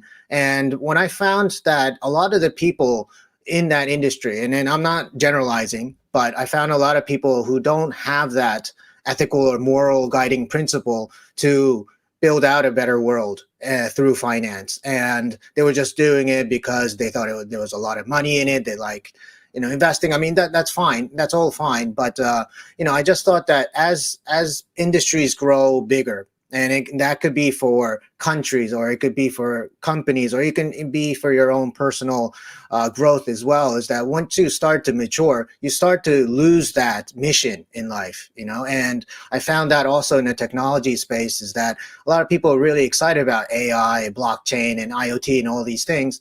But at some point, people start to lose why they're doing this. And they just really focus on how do I grow the business, or how do I maintain a business, and or keep innovating. But if you don't have that moral guiding principle, these technologies that we have are so gigantic, so powerful, that it can go into so many different directions for our society. I mean, it could go into utopian type of society, it could go into dystopian. It's really depending on us. And that's what I wanted to bring out in this podcast, is how we growing spiritually, philosophically, to be able to hand various technologies in this exponential growth that we're experiencing. This is amazing. I think one of the things that struck me when I actually heard your podcast a week ago before we met, for coffee the other day, was some of the amazing guests that were on your show, and they are all leaders in their field, and of course they all have the common thinking that it's always best to always consider consequences, especially with technology being so impactful in our everyday lives these days, right? Like with like even smart speakers penetrating our homes right now, and basically able to hear every single thing that is happening in the household. For example, how to actually protect these data or ensure the privacy, or to make sure that no big brother is going to take all this information and actually scrutinize the individual, right? So I hear this common theme running through all your podcast episodes, and I absolutely love them. That's why I thought I must get the podcaster to come on this PodFest Asia, so that the entire PodFest Asia community can check out your show and actually put a spotlight on you. And maybe tell us, what are some of the most amazing conversations that you had on your show during 2020? Yeah, well, there's every week I publish an episode, and I think every single one of them is pretty amazing. But the one that really, struck something really hard in me were a couple of these. The recent one that I published recently is on consciousness of ancient civilizations. And this is like kind of running through the whole podcast theme as well, is that when you look at ancient civilizations, whether it be the Romans or the Greeks or the Egyptians, I'm just kind of going back in time now, but they all have a very similar common theme running through them. And why do they fail?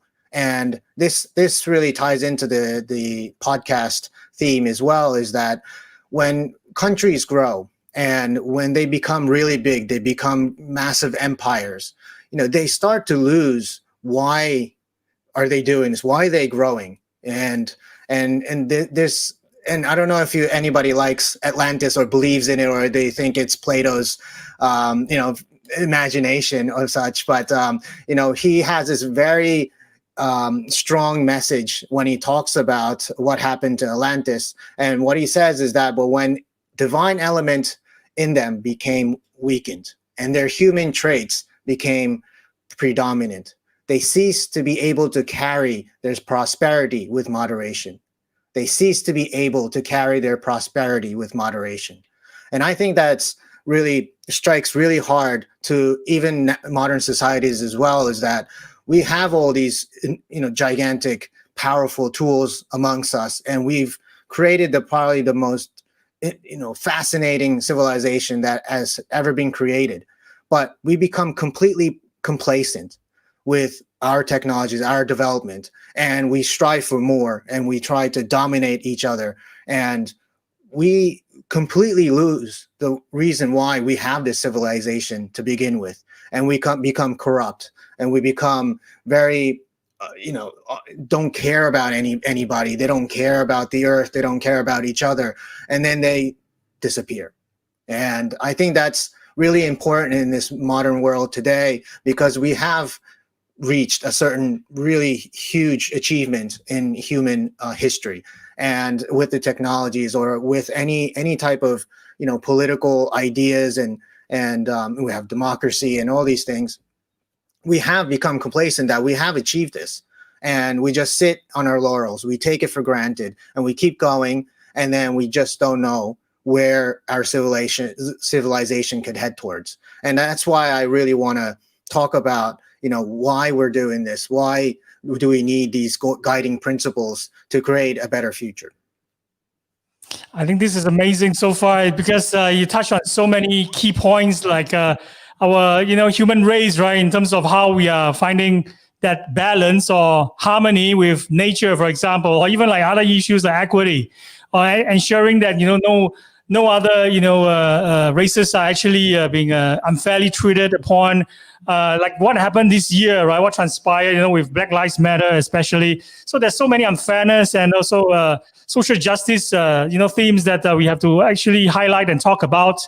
And podcasting is a great vehicle for you to actually not just see action, but actually to bring up topics and conversations, get more people to talk about these topics that are close to your heart. And I find that your guests and you have really fantastic conversations during those episodes that I've heard so far.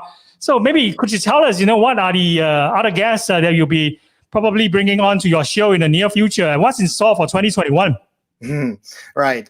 So I have quite a big backlog already. So I could tell you some of them. So one of them I thought was really interesting, and I talk about previously about hypnotherapy and these ancient civilizations, or even psychedelics. And the other theme that I wanted to pick up on was lucid dreaming. And I think this is kind of interesting because it is kind of like a hypnotherapy and psychedelics kind of combined into one. But basically, what you can do with lucid dreaming. And lucid dreaming means that you're very conscious when you're awake, and you can have conversations with your subconscious. And the subconscious is really interesting because they can tell you a story. They could give you like a narrative in a very playful way, or it could be a nightmarish way, but they play on you. And then you can start to kind of take that and try to really understand what is going on with your psyche, and try to heal yourself if you're going through some mental issues or trauma, and be able to self-heal yourself through lucid dreaming. And I thought that was a very interesting topic. And I have another one on blockchain. And there's this lady that was talking about, she's creating these social medias and content creation and putting them onto the blockchain. And that wasn't the real theme of the topic, but we talked about social media in general. Now, I'm sure a lot of your listeners and people who are listening on this show have watched the Netflix documentary, The Social Dilemma. And it talks about how technology has gone out from what it used to be. Social media has gone from what it used to be, matchmaking people or having artists find audiences, and now it has become a tool for propaganda, or it could be fake news, or all these negative effects coming out from it. And again, talk about you're creating something, and then you don't know how these technologies or this whole business that you're creating can go out of hand. And because if you don't have this, idea, philosophy on how do you really want this technology to benefit human society, if you don't think about that, and you're always listening to, shareholders about maximizing their profits, and you're thinking about how do I grow my revenue, how do I increase my profitability, and if that becomes your means and you lose sight of exactly what you're trying to build out, then it can spiral out into different directions. And then this is something that I really wanted to talk about, especially because this person was on blockchain, and we all talk about decentralization with blockchain, and we don't want it to be a tool for anything other than the actual means itself.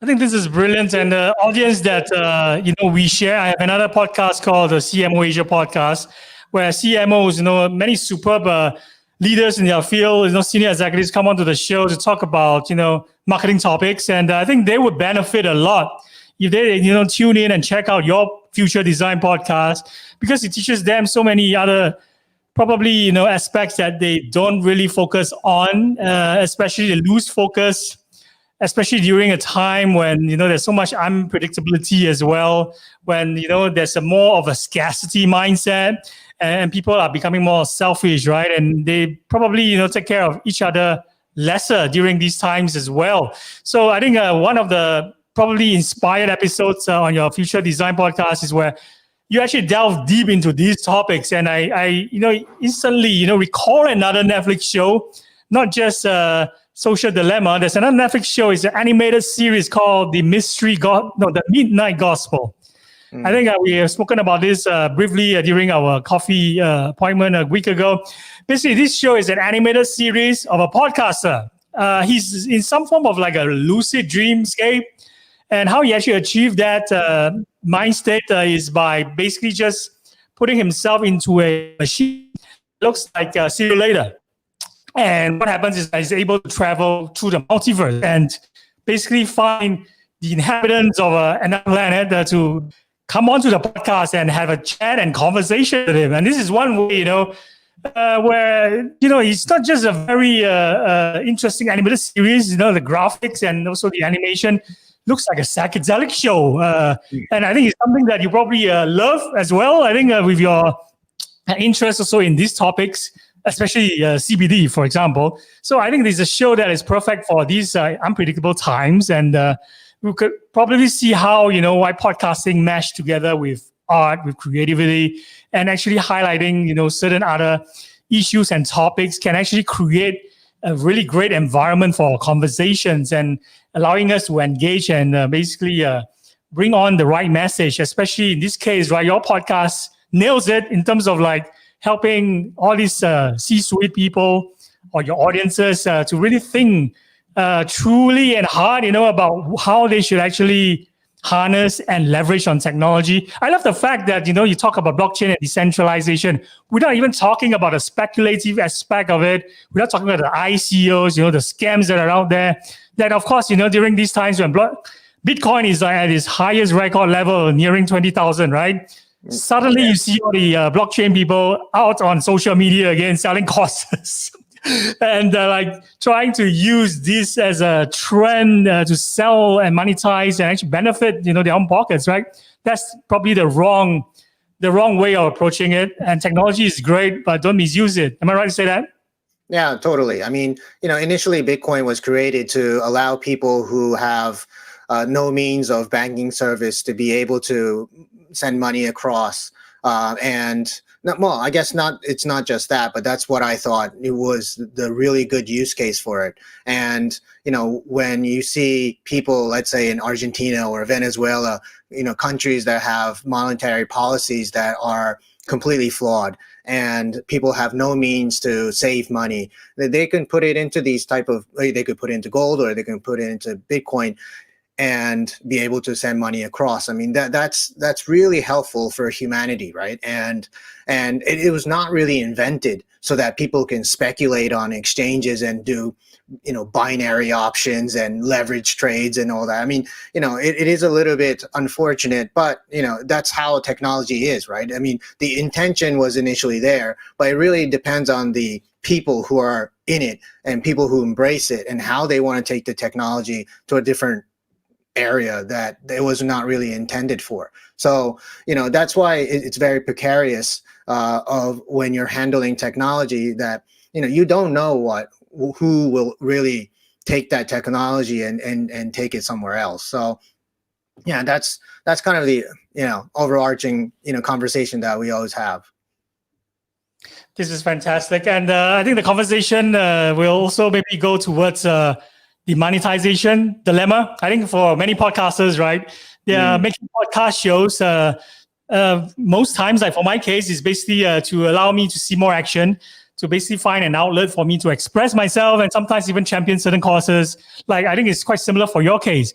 How about for the other podcasters out there who are maybe just looking at podcasting as another avenue to generate income or revenue, or maybe even to put food on the table?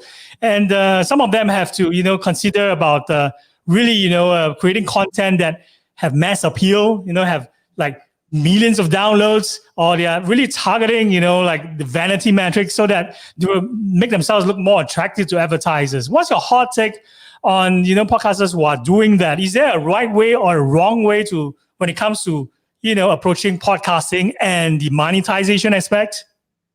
Well, I think, everybody has their own means to earn money, right? And I don't judge based on whatever they're doing to monetize the podcast. I mean, I do. My podcast is really self-funded, to be honest. So I'm not looking at vanity metrics or anything. I just want to get, good content out there so that it reaches as many people as possible. But, if you want to do this as your living job, and I think one of your guests before Evo was talking about, if you don't have 50,000 downloads per episode, then how are you going to monetize that? Which is kind of true. So I think that if you want to make this as a living and you have all these downloads and you think there's a brand that really can, express who you are, and why not? I don't judge on any of that. Exactly. I think in this community, right, we also don't judge. And of course, there are always different folks, different strokes, right? And it's always important to just do what's right. And a lot of times, I actually encourage or actually applaud the people who are actually putting themselves out there and trying an experiment and actually learn from those experiences as well. Be it whether the objective is to achieve 10,000 downloads, or whether they want to make $10,000 a month from podcasting, or maybe they're just doing it as a passion, as a side project. Like my previous guest who was talking about doing a football podcast because it's something that he loved, because he loved the beautiful game. I think these are the creative outlets that is not even an option like just maybe 5-10 years ago when, we still have to like even explain to people what a podcast is. These days is more like, just basically turn maybe Zoom conversation and just extract the audio file and upload to Anchor or whatever, you distribute your content, and then you're a podcaster. So it's like everything is so easy. It's also possible to do it all on a mobile phone as well. So it's like there's definitely no limitations to what actually, can come out of this entire movement. I call it a movement because it's really a very thriving community now, which is actually, creating all sorts of interesting content. I think you have a few content ideas that you're banding around at this moment, right? One that is related to CBD. Can I say that? Yeah.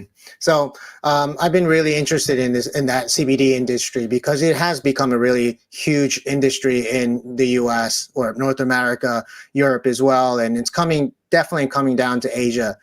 Of course, we have this stigma across Asia that, this is a Schedule I drug and it's bad for you and it could make you crazy, or all these, ideas around cannabis in general. But there are medicinal benefits of it. And in fact, the early history tells us that it was actually China or India that were actually using these cannabis products. Well, I wouldn't say products back then, but, they were using cannabis to heal anxiety. They were using that to, cope with certain inflammations or, bodily injuries. And I think that, because it was completely politically destroyed, this whole hemp industry to begin with, because it's a very strong and hard plant, and it's very hard to extract fiber out of it so that you can make it into a clothing. A lot of back in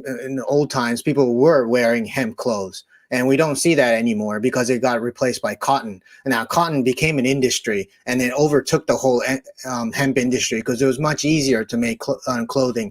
out of it rather than hemp. And then it became, more of a, big oil, big chem type of industries that came over, and they didn't want hemp either because it can use for fuel. It could create houses out of hemp. I mean, there's so many uses for cannabis that other huge industries didn't want them to survive. So it just got pushed down into the underground, and along with the medicinal benefits of it. So I think right now the whole world is starting to see that there is medicinal benefits. People don't want to be drugged up with opiates and different types of pharmaceutical drugs that actually doesn't cure the problem, but it just numbs people down. It masks the symptoms. And I think that, we need a more holistic, more natural way to heal ourselves. And I think CBD is, driving that path forward as and then we might talk about eventually about psychedelics as well, because there's a huge investment going on in the psychedelic medicine as well, because it cures mental diseases and anxiety and PTSD and all these mental issues that people will have to, really face those issues and cure themselves, not take opiate drugs and numb it down. So, I think this is a new wave of plant medicine that's really coming, back from the underground and about to take over. And this podcast, yeah. So this podcast I wanted to start out is about educating people in Asia about the health benefits of CBD and other plant medicines that are out there, and it's called Half Timer. Fantastic. I think it's a brilliant idea, to have a show that is based around this topic. And of course, in Asia, right, I think only Thailand so far has legalized this. So it's definitely a new category. And I think for Asian podcasters doing a podcast about this content is really unique, and probably allows also you to cut through the noise, because everyone's talking about the same topics, right? These days, probably all the podcasts that are maybe on the top charts are all similar, the same. So it's great to have the uniqueness to your show. And when is the first episode going to drop? Yeah, so I think it'll be sometime around January of this year. I have a couple of episodes already recorded, and I want to, bring it out at the right timing. And I definitely don't want to do it in December because everybody's going to be going on holidays, or at least, switching off from all these things. So I want to make it drop it in a timing that's right. So yeah, I think sometime in January might be it. Fantastic. I think we will have our second edition of PodFest Asia. Hopefully you can actually come on, to our events again, and this time launch a new show and probably announce to the world and to our community as well how, they can actually benefit from actually tuning in. So I'm excited about this listening to your new shows and your new content. So before we let you go, we have 7 more minutes. Can you maybe tell us how we can hit you up, in terms of contacting you and maybe to find out more information about getting educated, especially in all these contents, which are basically your pet topics? Yeah, so I'm on Twitter, Taka_Shibayama. So you can see down below my name. So you just take out the Toshi out of there and you can find me. On LinkedIn, you'll see it in my full name. I have a podcast website, fdpod.co, and you can follow me there as well. I mean, you can subscribe to my newsletter, which goes out weekly and monthly. The monthly one is like a review of the past month's episodes with my takes on it, and links and books that I read to prepare for the show. So definitely hit me up on that one. And generally I love to have conversations with people. I think a lot of times that people think, oh, maybe he doesn't have time, or, maybe I'm going to ask him something stupid. There's no such thing.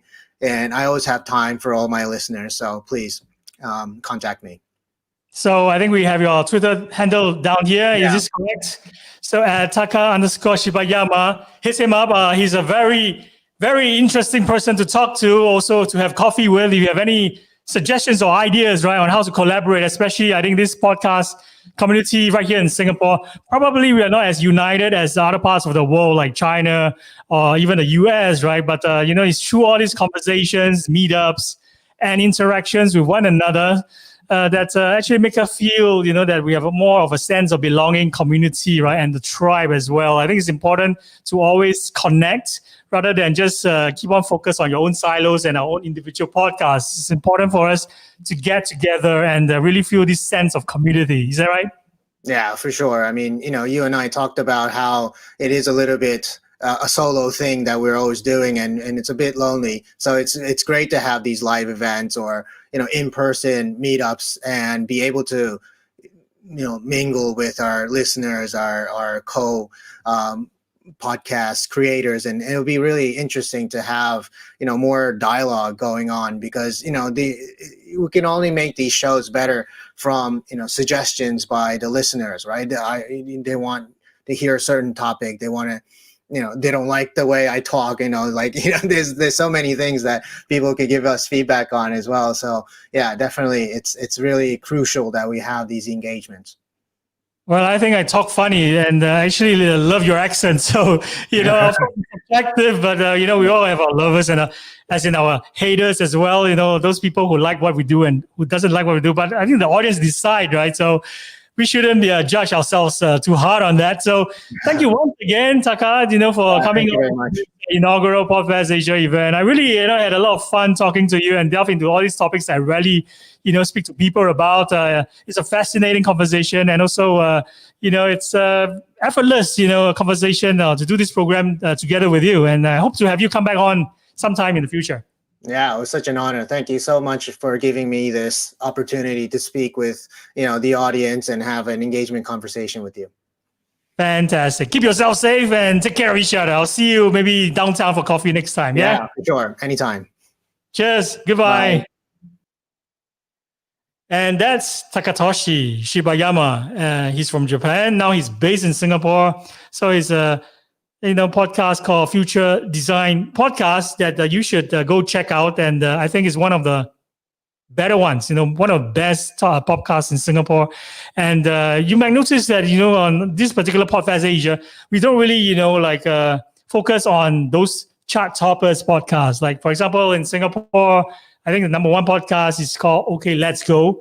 Unfortunately, we didn't, get in touch with them or to invite them to come on the show. Maybe in the future, but for the inaugural event, I thought it would be a great idea to focus on podcasts that are really different, unique, have their own identity, and of course, having podcast hosts that are really interesting with diverse, in terms of interests that would probably, give the listener or the audience more interesting content to chew on. I think it's really essential for podcasters who have different sides, and of course, just like an artist or a painter, right? You just want to see more colors in the painting rather than just one particular color. So we are very interested in podcasters and also podcast shows that have these qualities, and we want to support them by maybe featuring them, putting them under the spotlight, and making sure that podcast community here in Asia and beyond can actually discover these shows as well. So it's not just relying on algorithm all the time to recommend you what's coming up next, after you listen to a particular genre of podcast that you love. I think it's also important these days to have handpicked a curation, so that it's probably something that we're trying to build here at PodFest Asia, where we have some curated playlists or even episodes that we recommend to our community as well. To complement, the algorithmic side, where they recommend you shows based on what you already love and based on what are the shows that you're likely able to enjoy more. But of course, doing that or going down to that rabbit hole will mean that you don't discover the other side, the other interesting podcasts out there who are maybe not chart toppers, maybe not appealing to the masses, but have a very niche down audience, and also audience who maybe care even more about these shows. So we're looking up for more podcast shows like that. If you have any suggestions, do hit me up. I'm going to come back after a short break and maybe take a drink in the meantime. Half an hour later, we'll have someone from Condé Nast to come on to talk about her career and maybe learn some tips on how to do audio activation in the podcasting world. So I'll see you guys around in about half an hour's time. See ya.